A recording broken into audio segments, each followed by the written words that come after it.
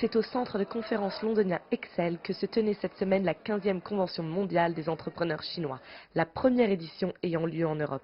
De nombreuses conférences étaient organisées sur les partenariats entre la Chine et le Royaume-Uni et des initiatives telles que la nouvelle route de la soie. L'événement était parrainé par son Altesse royale le duc de York. Le prince Andrew avait personnellement pris sous son aile certaines entreprises traditionnelles britanniques, telles que la distillerie de whisky écossaise Lindores Abbey, à laquelle il avait rendu visite il y a quelque temps.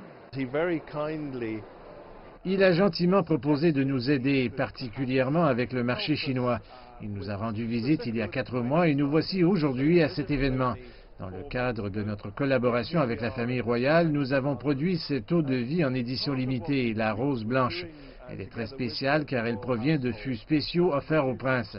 Ce soir, j'ai le privilège d'être invité à un banquet à Buckingham Palace avec 150 des plus grands dignitaires présents à la convention d'aujourd'hui.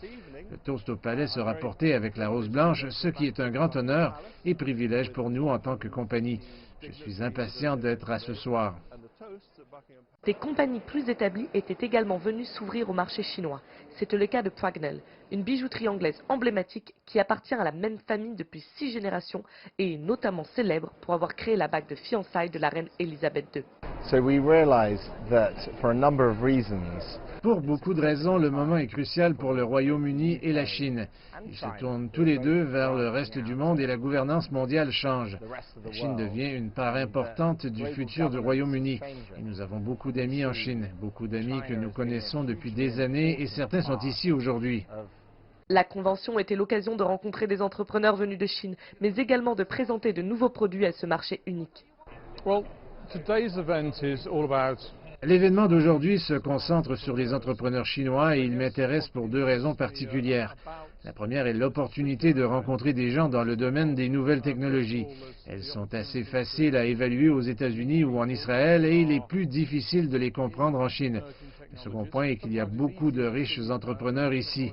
Ils devraient conduire une Aston Martin.